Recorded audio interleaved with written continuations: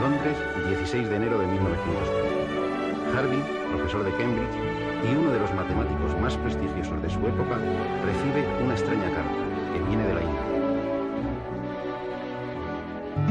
Apreciado señor, me permito presentarme a usted como un contable de la oficina del puerto de Madrás, con un salario de 20 libras anuales solamente.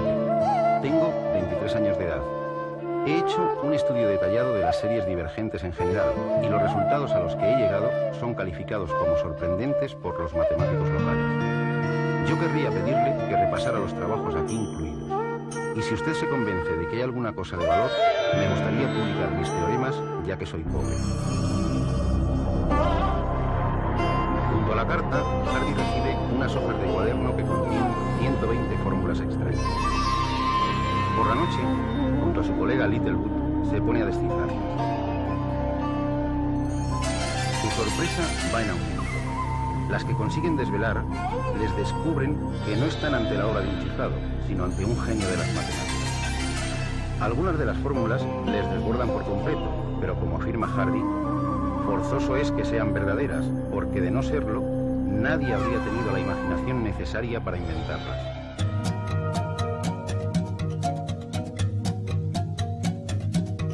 Una de estas fórmulas está relacionada con el número pi, y a Hardy le resulta completamente nueva.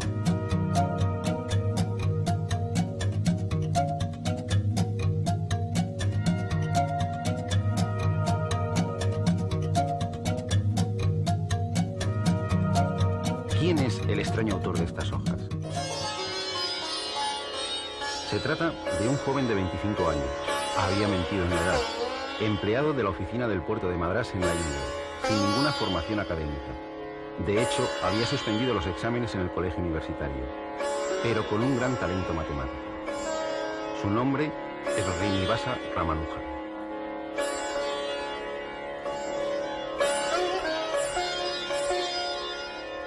Uno de sus juegos infantiles consistía en recitar a sus compañeros el valor de pi con varias decenas de cifras decimales.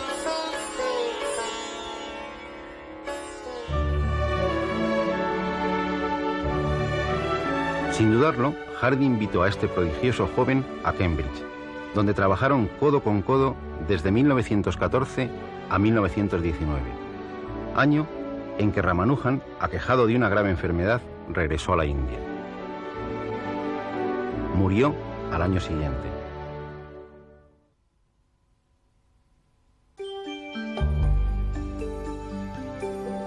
Ramanujan tenía una intuición mágica con los números, y Hardy nos proporciona una simpática prueba de ello.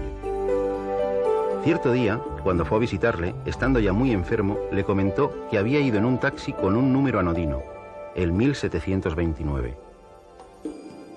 No tan anodino, le respondió Ramanujan sin pensarlo. Es el primer número que se puede escribir de dos formas distintas como suma de dos cubos. ¿Cómo funcionaba su mente con los números? Por desgracia, nunca lo sabremos. Recogiendo una tradición que se remonta a la cultura griega, Ramanujan se lanzó a la búsqueda del valor de pi con la mayor aproximación posible. Para ello, utilizó series infinitas. Una serie infinita es una expresión formada por sumas o productos de infinitos términos que mantienen una estructura común. La más conocida es esta del inglés Wallis de 1665. Su único inconveniente es que se aproxima a pi muy lentamente, es decir, si hiciésemos los 100 primeros productos, obtendríamos un valor de pi igual a 3,1260789, bastante alejado del valor verdadero. tendríamos que desarrollar miles de términos para empezar a acercarnos razonablemente a pi.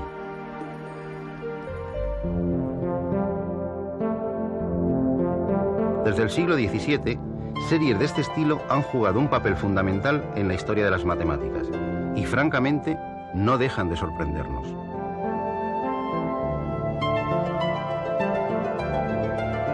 Vamos a observar otra de apariencia sencilla. Su construcción es simple. Vamos alternando sumas y restas y los denominadores son todos los números impares. Como hay infinitos números impares, habrá infinitos términos, pero su suma es un número finito. Exactamente pi partido por 4. Cualquiera de estas dos series nos serviría para calcular pi con tantos decimales como queramos, pero hay un inconveniente. Tendríamos que desarrollar tantos términos que el más potente ordenador tardaría años en proporcionar solo las 100 primeras cifras exactas y tendría que emplear una serie de 10 elevado a 50 términos. Ramanujan descubrió una serie que se aproxima al valor de pi a velocidad de vértigo. La serie es esta. Cada nuevo sumando proporciona 8 decimales exactos de pi.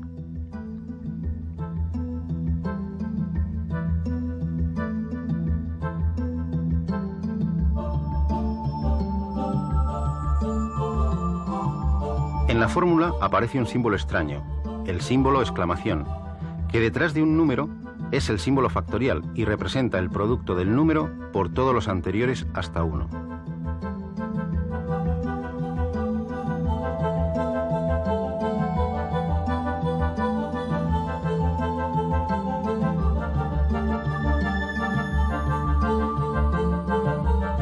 Como ven, la fórmula ya no es nada elemental, y lo más curioso es que Ramanujan la descubrió investigando algo en absoluto relacionado con pi, unas funciones especiales, las funciones modulares. Pero antes de aventurarnos en los millones de cifras de pi, vayamos al principio de la historia de este número tan extraño.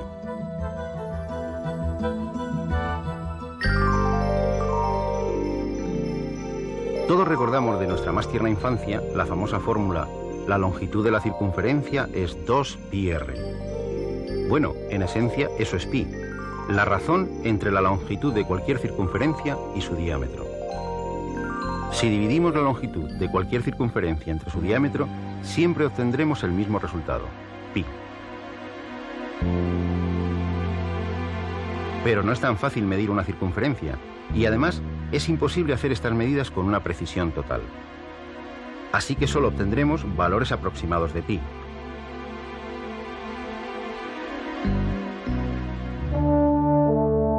Pero para hablar de pi, tenemos que retroceder en el tiempo hasta el siglo III a.C. y viajar hasta el sur de Italia, a Siracusa. Y allí nos encontramos Eureka, con Arquímedes, el de la bañera, uno de los despistados más famosos y al mismo tiempo una de las mentes más geniales de la historia, y autor de alguna de las frases más populares de todos los tiempos. Todo cuerpo sumergido en un fluido experimenta un empuje hacia arriba igual al peso del líquido desalojado. Este es el teorema de Arquímedes. Y también descubrió las leyes de la palanca: dadme un punto de apoyo y moveré el mundo. Además, se las ingenió para hacer que el agua subiese de un punto a otro más alto. Sí, también el tornillo sin fin, que hoy se utiliza en nuestros silos para elevar el grano, se lo debemos a él. Este sabio polifacético fue sin duda el primer ingeniero militar de la historia. Con sus diabólicos inventos bélicos trajo en jaque durante 2 años a los ejércitos del general romano Marcelo.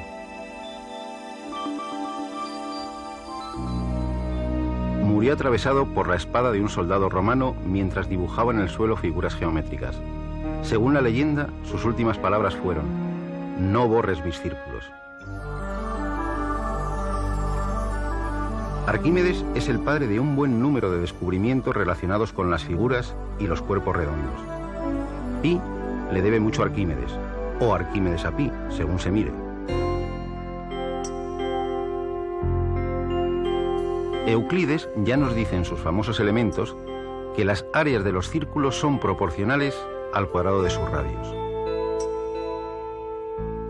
O dicho de otra forma, que si dividimos el área de cualquier círculo entre el cuadrado de su radio, siempre obtendremos el mismo número. Pero, ¿cuál es ese número?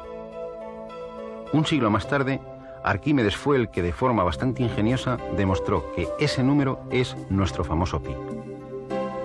Desde entonces, sabemos la conocida fórmula del área del círculo: área igual a pi por el radio al cuadrado. Aunque Arquímedes lo decía de esta otra forma: el área de un círculo es igual que el área de un triángulo rectángulo, uno de cuyos catetos es el radio y otro la longitud de la circunferencia.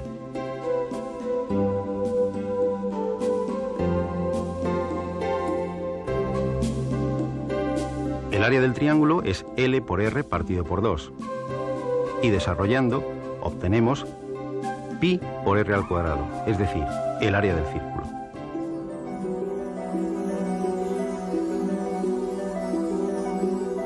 Por lo que parece, Arquímedes era un enamorado de las curvas. Descubrió resultados increíbles sobre la espiral que hoy lleva su nombre, la espiral arquimediana.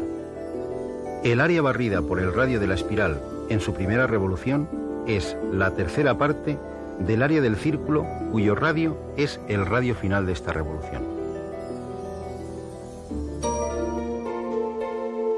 Cilindro, cono, esfera. Son cuerpos redondos. El número pi es la llave para calcular sus áreas y sus volúmenes. Y siempre que aparece esta llave, es Arquímedes quien nos enseña a usarla. Descubrir la manera de calcular las áreas laterales del cilindro y del cono no le debió suponer a Arquímedes un esfuerzo especial, ya que basta con extender en el plano estas superficies. El área lateral será entonces la longitud por la altura, es decir, 2πr por h.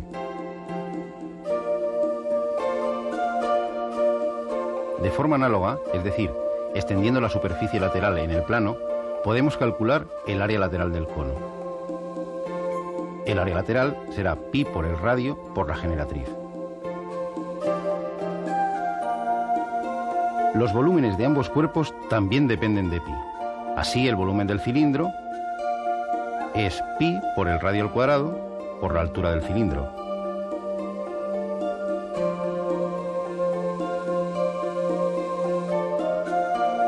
Y el volumen del cono es igual a 1/3 de pi por el radio al cuadrado por la altura del cono. Lo que ya no es una tarea tan simple es calcular el área y el volumen de una esfera. En su asombroso libro sobre el círculo y la esfera, Arquímedes nos demuestra que el área de una esfera es 4 veces el área de su círculo máximo.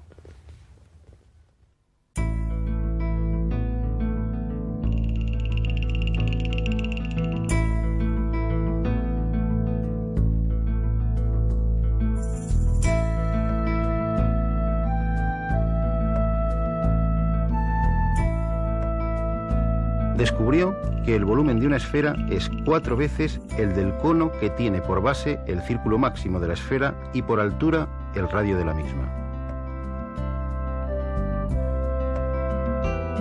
Además, introduciendo una esfera en un cilindro de igual radio, descubrió las relaciones entre las áreas y los volúmenes de ambas figuras.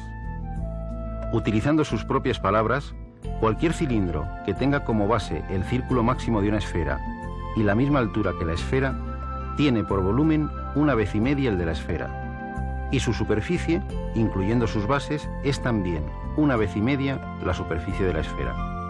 Lo que traducido a nuestro lenguaje matemático actual significa que el volumen es igual a 4/3 de pi por el radio al cubo, y el área es igual a 4pi por el radio al cuadrado. Arquímedes se sintió siempre tan orgulloso del descubrimiento de esta relación entre la esfera y el cilindro que, según la leyenda, pidió que se grabara en su tumba una figura con una esfera dentro de un cilindro. ¿Por qué es tan importante conocer el valor de pi? Ya hemos visto que el número pi acompaña indefectiblemente a cualquier figura o cuerpo redondo.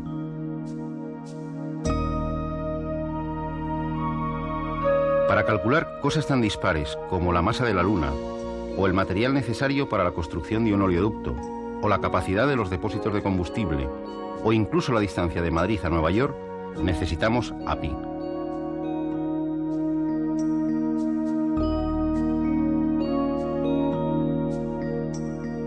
Pero no solo en estas situaciones. Sin la ayuda de pi, el Voyager jamás habría llegado a Júpiter y a Neptuno.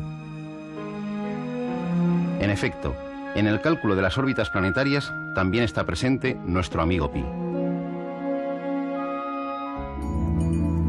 Cualquier estudio de una población grande de características tan distintas como estatura, edad, ingresos, años de estudios, cotización a Hacienda, se ajusta a una curva similar a esta, es decir, a una campana de Gauss.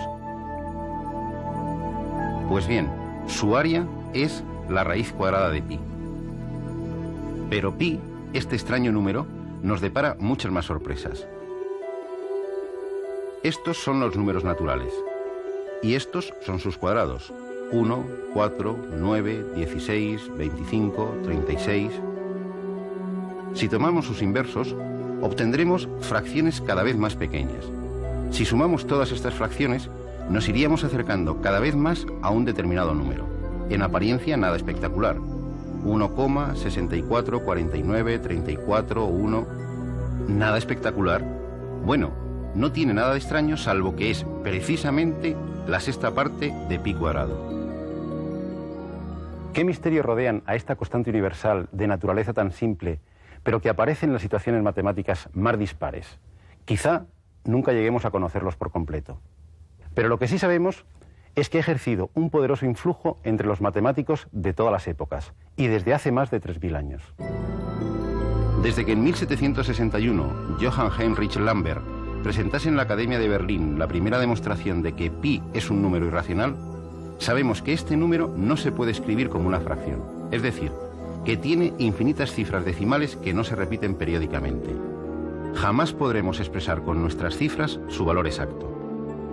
Si pensamos que con los 11 primeros decimales de pi podemos calcular la circunferencia de la Tierra con un error inferior a 1 centímetro, y que con los 40 primeros decimales podríamos calcular el diámetro del universo con un error inferior al diámetro de un átomo de hidrógeno, parecerá que tanto esfuerzo por encontrar cada vez más decimales de pi es fruto de una obsesión o una enfermedad de los matemáticos. Sin embargo, esta búsqueda ha enriquecido otros campos de las matemáticas muy poco relacionados con los círculos.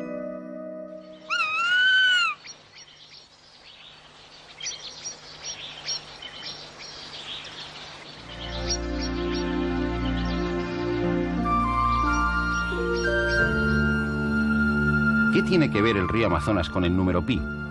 En apariencia, nada. Sin embargo, Hans Henrik Ståhlung, geólogo de la Universidad de Cambridge, ha calculado la relación entre la longitud real de muchos ríos con meandros y su longitud en línea recta desde su nacimiento hasta su desembocadura. Esta proporción varía de un río a otro, pero su promedio es un número ligeramente mayor que 3.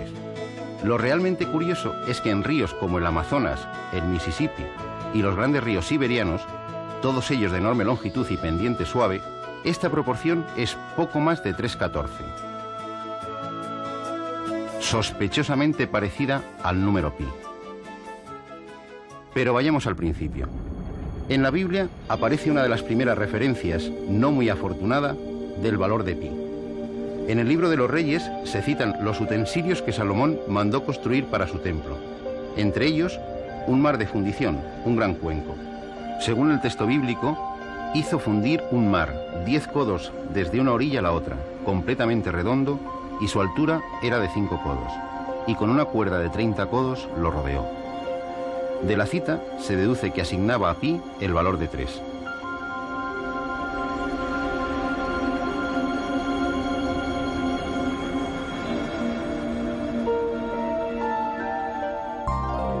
Los babilonios habían descubierto una aceptable aproximación de pi por exceso, asignándole el valor de 25 octavos, es decir, 3,125. Los egipcios, en 1650 a.C., según se puede leer en el papiro de Rhind, le dieron el valor de 16 novenos elevado al cuadrado, es decir, 3,16. Arquímedes realizó el primer cálculo teórico de pi. El original y paciente método consiste en trazar un hexágono regular inscrito y otro circunscrito a una circunferencia. El perímetro del hexágono interior es menor que la longitud de la circunferencia y el del exterior mayor. Dividiendo los perímetros entre el diámetro obtendremos una cota inferior y una cota superior de pi. Si duplicamos el número de lados del polígono regular, obtendremos una mejor aproximación. Pues bien, con suma paciencia, esto es lo que hizo Arquímedes hasta alcanzar un polígono de 96 lados, con lo que demostró que pi está comprendido entre 223 partido por 71 y 22 partido por 7, es decir, entre 3,1408 y 3,1429. Había empezado la gran carrera para obtener cada vez un valor más próximo a pi, una auténtica carrera de relevos. Ptolomeo, en el siglo II, obtiene un valor que se repetirá hasta la saciedad en todas las escuelas durante cientos de años. Pi igual a 3,1416.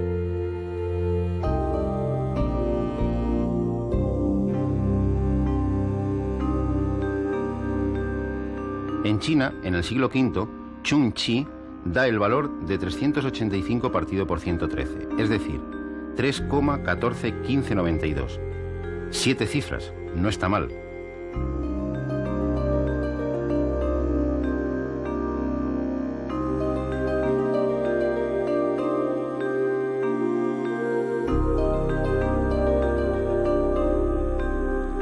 En el siglo XVI, el francés François Viet consigue calcular el valor de pi con 10 cifras decimales, 3,1415926536, utilizando polígonos regulares de 393.216 lados.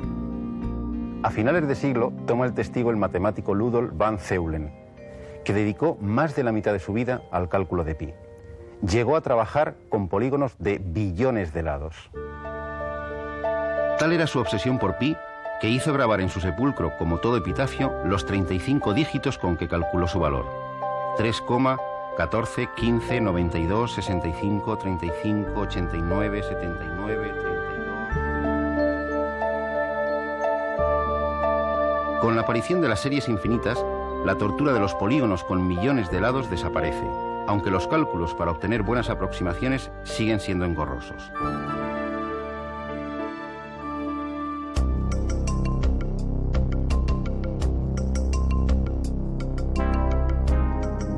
Y la carrera continúa. Utilizando series de convergencia cada vez más rápida, Abraham Sharp obtuvo 71 cifras de pi.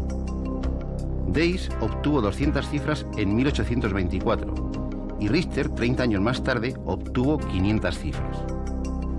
Quizá la historia más entrañable de esta maratón sea la del matemático inglés Sans, que en 1873 creyó haber calculado los 707 primeros decimales de pi. Él nunca llegó a saber que en la cifra 528 había un error. Este hecho se descubrió en 1945. El nacimiento del ordenador impulsó de nuevo esta carrera sin fin. En 1949, von Neumann, con el ya mítico ordenador ENIAC, obtuvo 2037 dígitos en solo 70 horas. En 1958 se obtuvieron las 10.000 primeras cifras. En 1961, las 100.000 primeras en menos de 9 horas. El millón se rebasó en 1973, los 10 millones en 1985, los 100 millones en 1987. En la actualidad, el récord está en los 50.000 millones de cifras. Pero la carrera no ha hecho más que empezar. De hecho, aunque no se lo crean, no estamos mucho más cerca de la meta que nuestro buen amigo Arquímedes. Y nunca lo estaremos. En fin, las bromas del infinito. Pero eso es otra historia.